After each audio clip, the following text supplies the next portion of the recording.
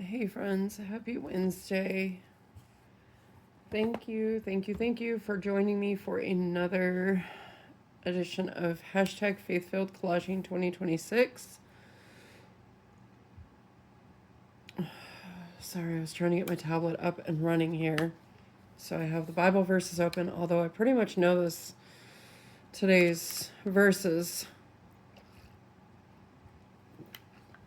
Sorry, I had to get a drink before we start because I'm a mess today, friends. I am. I'm sorry I'm getting this up so late, but this afternoon I was just so tired after I ate lunch. I had to sleep, and I slept for almost 3 hours. And then it was time to go take care of my birdie friends in the backyard because we have lots and lots of babies and they're hungry. So we had to go take care of that. And thankfully my daughter helped me with all that. And then it was dinner, and now here we are at almost 9 o'clock at night. So again, back to what we are doing. Hashtag Faith-Filled Collaging 2026, hosted by Anna G. at Making Joyful Journals and Angela at Fancy Auntie Crafts. There is the information there if you want to go check that out. This has been so much fun to do and so fulfilling. I'm glad I found this. I honestly don't even remember how I found this collaboration. I don't know. I do so many collaborations every week. So I found it through one of my other collaborations, I'm sure. So, yeah. Actually, you know what? I do know where I found this at. It was Jen over at Sassy Southern NC Girl was doing it one Sunday with another collaboration that she does. And that's where we are. All right, so today is June 3rd already. Where did the first and second go? Anyways, all right, we're doing Psalm 23, 1 through 3, but I'm going to read you the entire psalm because I have something special to share with you on that psalm. And then our focal image was a shepherd, and our color was beige, which I struggled with. Because what I know beige to be is not what Google says beige is to be or what another person says beige is. So I'm going to just roll with what I have under this paper here. Anyways, yeah. So Psalm 23, we are all pretty familiar with it. I'm going to go ahead and read this in the NIV version. This is a Psalm of David. And it goes, "The Lord is my shepherd. I lack nothing. He makes me lie down in green pastures. He leads me beside quiet waters. He refreshes my soul. He guides me along the right paths for his name's sake. Even though I walk through the darkest valley, I will fear no evil, for you are with me. Your rod and your staff, they comfort me. You prepare a table before me in the presence of my enemies. You anoint my head with oil. My cup overflows. Surely goodness and love will follow me all the days of my life, and I will dwell in the house of the Lord forever." Right there at the beginning, the Lord is my shepherd. He is not just my shepherd, he is your shepherd too. So with this particular psalm, when I was an Awana Leader director, a few years ago, many years ago actually, actually, it was only about 4 years ago that I handed over the reins on that. We had books that our kids would go through. Now, I worked with grades 3 through 6, and they had books that we had books that we would go through. There was different little things that they had to complete. They had to memorize a lot of Bible verses every year. And there was one thing in there that said, bring a friend to get this section completed. Well, one thing that Awana did was, instead of bringing a friend, you could recite a Bible verse or a group of verses or whatever your director chose for your club is what your kids would say if they did not bring a friend. Now, we had a lot of kids that did not bring friends because all their friends already came to Awana with them. And that was great. That was fantastic. Sometimes we would have, kids come that did not know church. They did not know what Awana was. They did not know what a Bible was. And we were able to be that stepping stone for them to showing them who Christ is, who God is, who the Holy Spirit is. It was just a wonderful, wonderful experience. So what I did for my girls one year, because we had 3 through 6 was divided, boys in one group and girls in another group. So the boys had a boys director, and then the girls had a girls director. So if that makes sense, male, female, it was separated. Well, the one year, I want to say this was right before the crazy times and everything shut down and we had to go online for everything. I made Psalm 23, the entire thing, because it's only 6 verses, be the verses for Bring a Friend. And do you know how many kids knew it, but how many did not know it? And just being able to go through this entire chapter with them was probably one of the biggest highlights of me being an Awana director. I have seen so many transformations in all my years of being a director and a leader and a helper.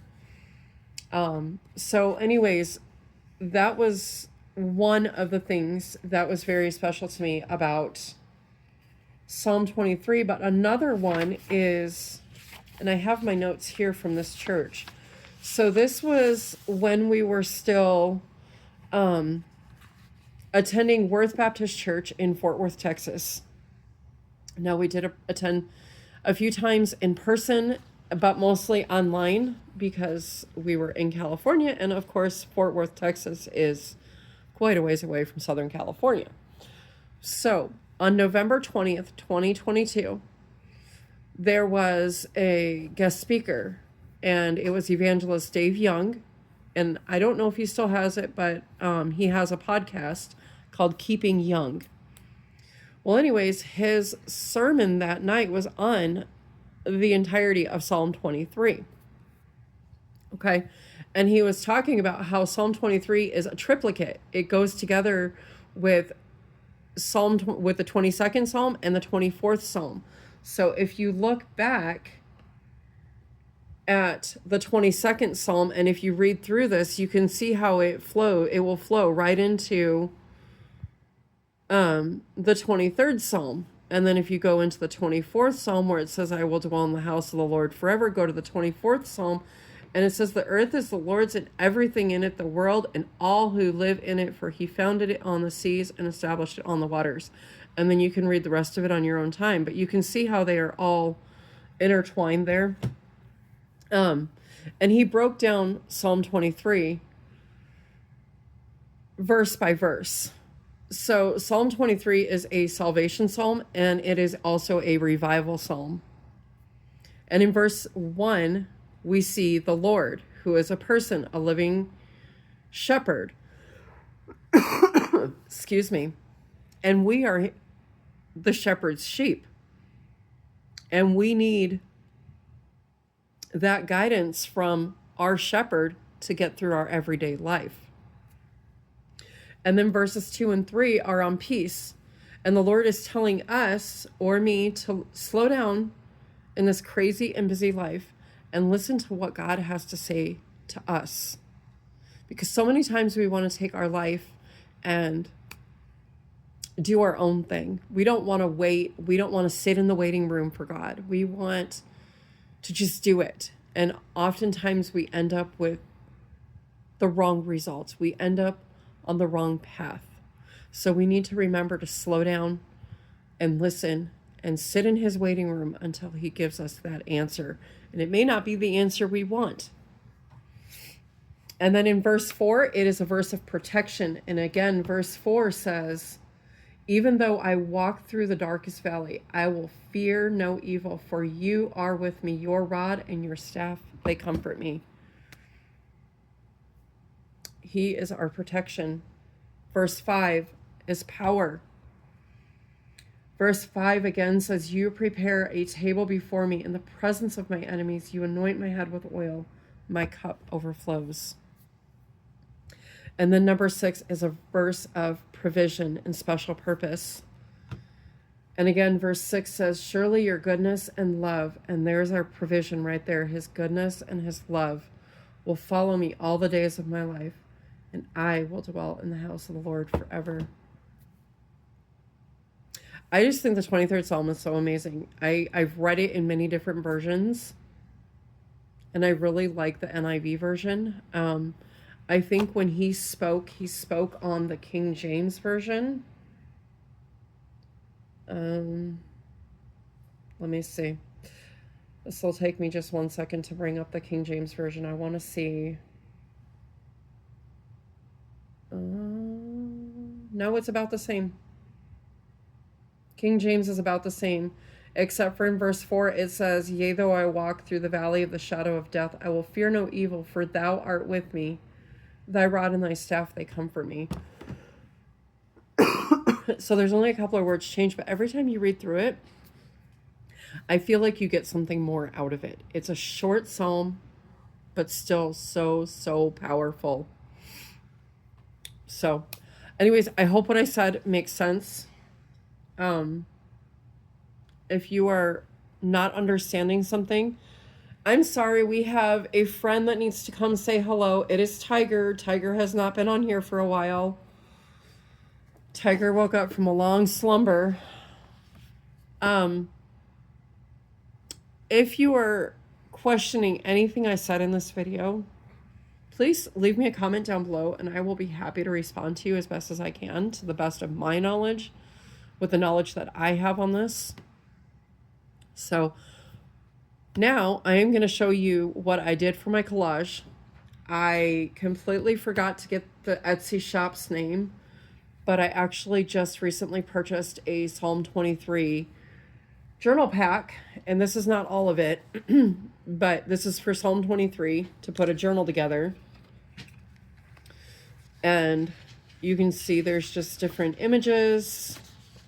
It's a beautiful journal pack. I did pay a little bit more than I would normally pay for my journal packs, but this is just beautiful how it's done. So I used some of the pieces out of this journal pack, and if you want to know who this is from, I will put a link down below. If you want it, just let me know. So without further ado, here we go. This is what I did for today's prompt. I really like how it came out. I was unsure about putting the extra sheep down here, but I was like, no, you know what? I'm going to do it. I actually have a picture above my television. I've talked about this before. It's in my living room, so when I sit on the couch, I can see it right above my TV. And it is a picture of Jesus carrying one sheep and leaving the 99 behind. So he's taking the lost sheep home, and he's leaving the 99. You know what I'm referencing. I know you know what I'm referencing. But it's a beautiful painting that we found, or picture, at Hobby Lobby. So, and it kind of goes along with this. So yeah.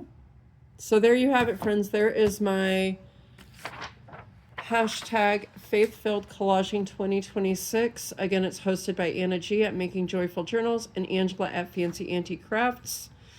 Go over and give them some crafty love if you don't know who they are. And I am going to let y'all go, and I will be back again with another Faith-Filled Collaging on... Ooh, that's going to be tight. That is right after I get back from California. But that's okay. That's okay. That is all right. All right. I'm going. Love and hugs to you all.